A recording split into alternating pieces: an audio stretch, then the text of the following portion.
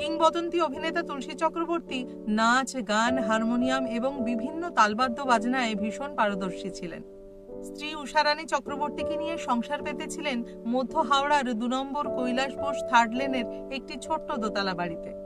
বাড়িতে আসবাব বলতে ছিল একটি প্রাচীন পালঙ্ক, একটি আরাম কেদারা, একটি কাঠের আলমারি এবং গোটা কয়েক টুল।